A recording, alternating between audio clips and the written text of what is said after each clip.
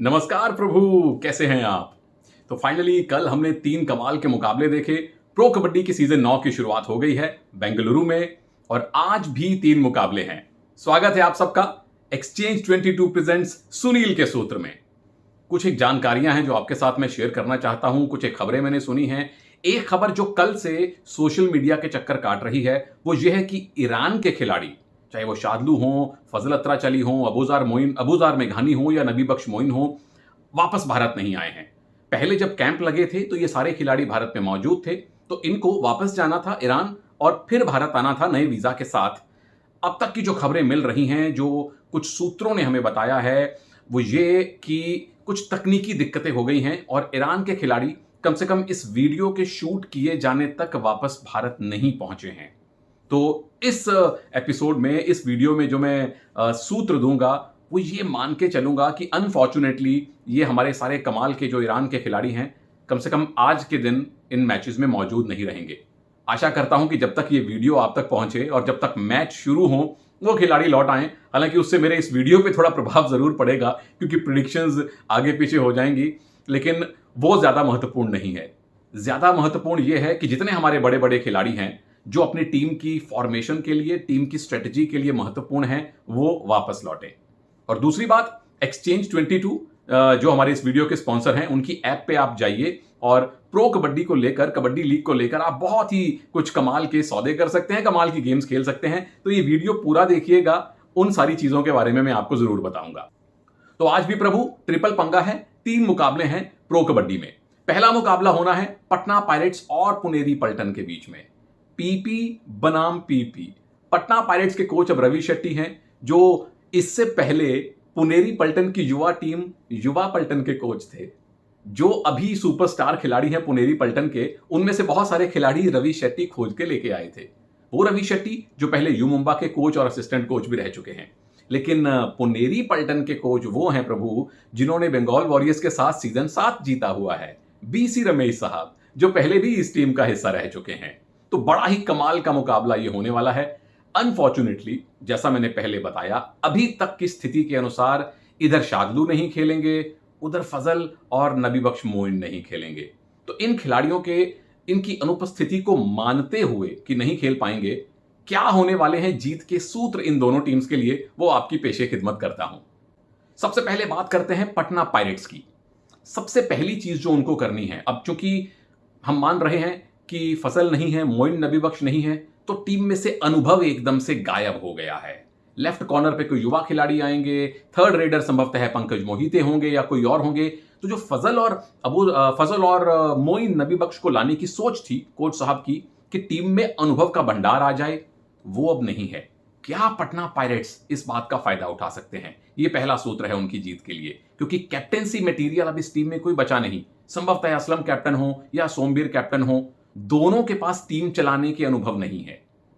दूसरा सूत्र पटना पायरेट्स की जीत का यह हो सकता है कि उनके डिफेंस को, जिसमें अब शादलू नहीं होंगे लेकिन नीरज हैं, सुनील हैं, सचिन चंद्रशेखर हैं, थोड़ा अतिरिक्त सतर्क रहना पड़ेगा। क्योंकि सामने वाली टीम के पास अभी भी असलम इनामदार हैं, पंकज मोहिते संभवतः हैं, मोहित गोयत तो हैं ही हैं। तीनों, कम से कम 2 हमने पिछले सीजन में देखे, बड़े चपल रेडर हैं। तो ये दूसरा सूत्र है जीत का।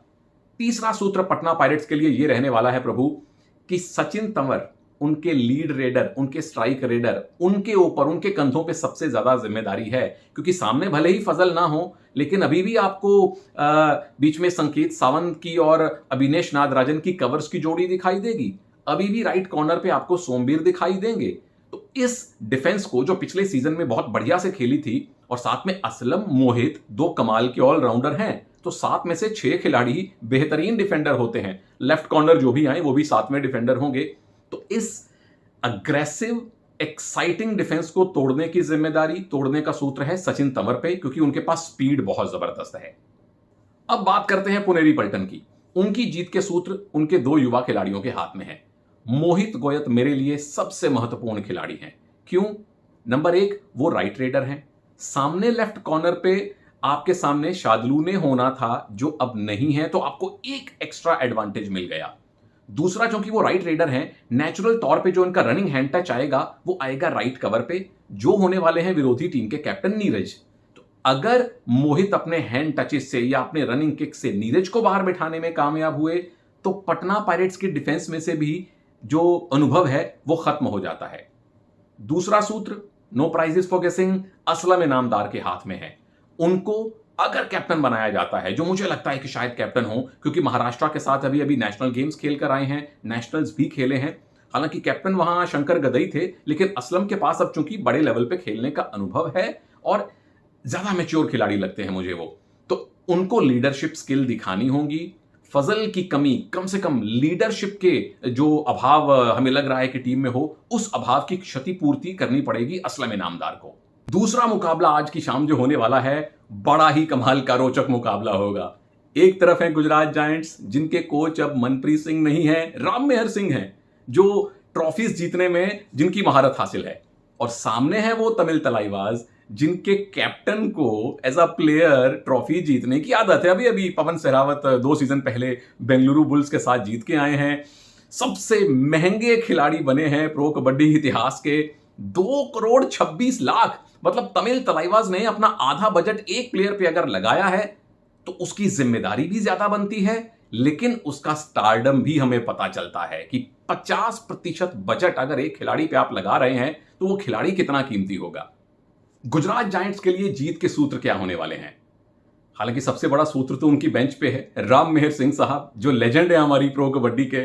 इतनी ट्रॉफीज किसी कोच ने नहीं जीती जितनी उन्होंने जीती, सामने बैठ के भी और पर्दे के पीछे बैठ के भी। लेकिन कोर्ट में क्या जीत के सूत्र हो सकते हैं गुजरात जायंट्स के लिए? सबसे पहले चंद्रन रंजीत, CR66, जो मैंने सुना है इस बार CR666 हो गए हैं, उनकी अपनी माया है। टीम के कैप्टन भी हैं और टीम के लीड रेडर भी वही रहने वाले हैं। अब चूंकि वो लेफ्ट रेडर हैं तो उनकी सबसे बड़ी जिम्मेदारी इस मैच में यह बनती है प्रभु कि सामने वाली टीम के सबसे कीमती डिफेंडर राइट कॉर्नर सागर राठी को बाहर बैठाइए। वो सागर राठी जो पिछले सीजन में तकरीबन 80% 90% समय तक नंबर 1 डिफेंडर रहे थे, वो सागर राठी जो आज पवन के साथ सबसे अनुभवी खिलाड़ी हैं इस तमिल तलाईवास की टीम के। तो CR66 पे जिम्मेदारी है सागर राठी को बाहर बैठाइए ताकि आपका डिफेंस थोड़ा सा कमजोर हो। दूसरी जिम्मेदारी आती है कॉर्नर्स पे, जो मेरे हिसाब से रिंकू नरवाल और बलदेव सिंह होंगे।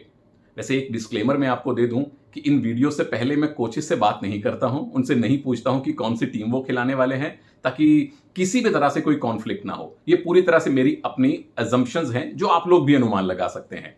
हाँ, कोचेस से मैं खिलाड़ियों की कहानियां जरूर पूछता हूं। जैसे वो इंजीनियर साहब जो गुजरात में हैं, प्रदीप कुमार, उनकी कहानी मुझे मनप्रीत सिंह ने बताई थी। तो मुझे लगता है कॉर्नर पे खेलेंगे रिंकू और बलदेव, क्योंकि ये जोड़ी पहले बंगाल में भी खेल चुकी है। अब रिंकू बलदेव पे ये मुनस्सर करता है कि आप सामने वाली टीम के सुपरस्टार पवन सहरावत को क्या रोक पाते हैं, क्योंकि पवन के पास स्पीड है और रिंकू बलदेव के पास, दोनों के पास स्पीडी रेडर्स को रोकने की क्षमता है। दोनों नीचे जाके भी अटैक करते हैं, दोनों बैक होल्ड भी करते हैं और दोनों का कॉम्बिनेशन सुरेंद्र मोहित की मुझे याद दिलवाता है। तो इन 3 खिलाड़ियों पे सबसे ज्यादा जिम्मेदारी है आज तमिल तलाईवास के विरुद्ध। अब बारी आती है तमिल तलाईवास की। उनके लिए जीत का सूत्र तो उनके अपने प्रभु पवन सहरावत के हाथों में है।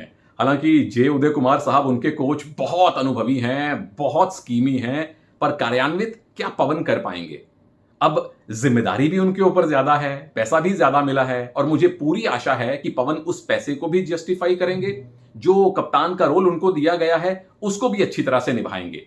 तो अब साथ में जिम्मेदारी बनती है सागर राठी की कि अगर कहीं पवन आउट हुए, और आउट तो वो होंगे, हर खिलाड़ी आउट होगा, जब जब पवन आउट हो तो सागर राठी डिफेंस में काउंटर अटैक करें, विरोधी रेडर्स पे हमला करके न केवल उनको कमजोर करें बल्कि पवन को जल्दी से जल्दी रिवाइव करें। और जैसे मैंने अपने स्पॉस एनालिसिस में कहा था, देख लीजिए नीचे वीडियोस में है तमिल तलाईवास का स्पॉस एनालिसिस, कि इस बार तमिल तलाईवास की 2 स्ट्रेटेजीज हैं। नंबर 1, पवन को मैट पे रखो, नंबर 2, पवन को मैट पे रखो, बाकी काम वो खुद कर लेंगे। आपको क्या करना है? आपको बड़ा जरूरी काम करना है प्रभु कि एक्सचेंज 22 की ऐप डाउनलोड कीजिए या उनकी वेबसाइट पे जाइए। जो लोग शेयर मार्केट का ज्ञान रखते हैं, ठीक वैसे ही यहां आप किसी खिलाड़ी को खरीद भी सकते हैं, खिलाड़ी को बेच भी सकते हैं। उन दोनों का खरीदने और बेचने का प्राइस आपको ऐप पे मिल जाएगा। अब फंडा बड़ा अच्छा है। मान लीजिए एक खिलाड़ी के खरीदने का प्राइस रखा गया है, मान लीजिए पवन का प्राइस रखा गया है 50 और बेचने का है 40, तो आपको यह सोचना है कि क्या पवन आज मुझे 50 से ज्यादा पॉइंट्स बना के देंगे, तो आप उनको खरीद लीजिए। अगर आपको लगता है कि पवन आपको 40 से कम पॉइंट लाके देंगे तो आप उनको बेच दीजिए। और पॉइंट ऐसे नहीं आते, हर टच पॉइंट पे आपको 6 अंक मिलते हैं एक्सचेंज 22 पे, हर टैकल पे 12 पॉइंट मिलते हैं। ये पूरी जानकारी आपको उनकी ऐप के ऊपर मिल जाएगी या उनके कस्टमर केयर से बात कर लीजिए। बहुत रोचक गेम है। दूसरी बात, आप खिलाड़ियों का इंश्योरेंस भी ले सकते हैं। ये भी एक बड़ा इंटरेस्टिंग फीचर होने वाला है। पूरी जानकारी उनके ऐप के ऊपर है और कौन से खिलाड़ी आपको खरीदने चाहिए मेरे अनुमान के अनुसार इस वीडियो में मैं आगे बताऊंगा। वीडियो ध्यान से देखते रहिएगा। अब बारी है आज के तीसरे मुकाबले की। बंगाल वॉरियर्स बनाम हरियाणा स्टीलर्स, मनिंदर सिंह बनाम मनप्रीत सिंह, पंजाब पावर अनलिमिटेड। बंगाल के लिए प्रभु जीत का सूत्र आज के दिन तो कम से कम मनिंदर के हाथ में है। तकरीबन रोज ही उनके हाथ में होगा, लेकिन उसका एक बहुत बड़ा कारण है। मनिंदर हैं फोर्स वाले रेडर, ताकत का इस्तेमाल करके पॉइंट लेके आते हैं। सामने कैप्टन कौन? Left corner Joginder Narwal, powerful defender. उनके हाथ में अगर एक बार विरोधी रेडर का एंकल आ जाए तो छूटता नहीं है। फिर वो रेडर अंकल अंकल चिल्लाते थक जाएगा, पर जोगिंदर अंकल छोड़ते नहीं है। ये जो भिड़ंत है ये बहुत ही कीमती साबित होने वाली है। तो मनिंदर अगर जोगिंदर पे प्रेशर बनाने में कामयाब रहे तो बाकी 3 जो डिफेंडर होंगे, राइट में हालांकि आमिर हुसैन बास्तामी के होने के चांसेस थे जो अनअवेलेबल हैं उसी तकनीकी कारण के चलते, तो जोगिंदर के बाद बाकी 3 डिफेंडर्स उतने अनुभवी नहीं दिखाई दे रहे हैं जितने कि जोगिंदर हैं। तो मनिंदर ने अगर जोगिंदर को लगातार आउट किया तो बाकी डिफेंस पे उसका प्रभाव बनता है। दूसरी बड़ी बात है टीम के कॉर्नर्स। हालांकि लेफ्ट कॉर्नर्स की पूरी फौज है भास्करन साहब के साथ, लेकिन मुझे लगता है कि लेफ्ट कॉर्नर पे गिरीश शरनैक और राइट में शुभम खेलेंगे क्योंकि महाराष्ट्रन कॉम्बिनेशन है। इनका रोल बहुत ज्यादा महत्वपूर्ण है डिफेंस में। कवर्स का तो रहता ही है, लेकिन कॉर्नर्स क्योंकि एक स्टेट से आते हैं, एक जबान बोलते हैं, कोऑर्डिनेशन में आसानी रहती है। और सामने जो हरियाणा स्टीलर्स है मनप्रीत सिंह की प्रभु, उनके पास स्पीडी रेडर्स की पूरी फौज है, जिसमें मीतू शर्मा है, जिसमें प्रपंजन है, जिसमें वो लंबे वाले मंजीत हैं जो पिछली बार तमिल तलाइवास के साथ खेलते थे। तो Girish Sharnaik aggressive defender, Shubham Shinde aggressive defender. अगर दोनों का कॉम्बिनेशन चला तो आप विरोधी टीम के रेडर्स को नानी याद दिलवा सकते हैं। अब बात कर लीजिए हरियाणा स्टीलर्स की जीत के सूत्र की। मनप्रीत सिंह जिस टीम में हो उस टीम के साथ एक्साइटमेंट तो जुड़ ही जाती है, लेकिन मैट पे एक्साइटमेंट आपको दिखानी पड़ेगी कवर्स को। जयदीप और मोहित दोनों का दूसरा ही सीजन है, लेकिन पिछली बार सीजन 1 में इन दोनों का जो कॉम्बिनेशन है, जो चेन बना के टैकल करते थे, बिल्कुल सुनील परवेश की याद दिलवाते थे। सुनील परवेश भी मनप्रीत के शागिर्द थे, मोहित जयदीप भी इनके साथ खेल रहे हैं। और इनका रोल मैं अहम इसलिए मानता हूं, जोगिंदर तो है ही है, लेकिन सामने वाली टीम में एक तरफ मनिंदर हैं जो राइट रेडर हैं, एक तरफ आपके पास दीपक हुड्डा हैं, लेजेंड दीपक हुड्डा, और साथ में श्रीकांत यादव जो लेफ्ट रेडर हैं। तो लेफ्ट और राइट का जो कॉम्बिनेशन है उसको तोड़ने का जो अचूक हथियार है वो है इन कवर्स की जोड़ी। किस तरह से ये दोनों चेन में मूव करके विरोधी टीम के लेफ्ट और राइट रेडर्स को रोक पाएंगे, उनको बाहर रख पाएंगे। जोगिंदर तो आपको गाइड करेंगे ही, लेकिन उनकी गाइडेंस का फायदा जयदीप और मोहित की जोड़ी में दिखना चाहिए। दूसरी बात, जैसा मैं पहले कह रहा था कि स्पीडी रेडर बहुत ज्यादा हैं। मेरे अनुसार मंजीत इस टीम के स्ट्राइक रेडर रह सकते हैं।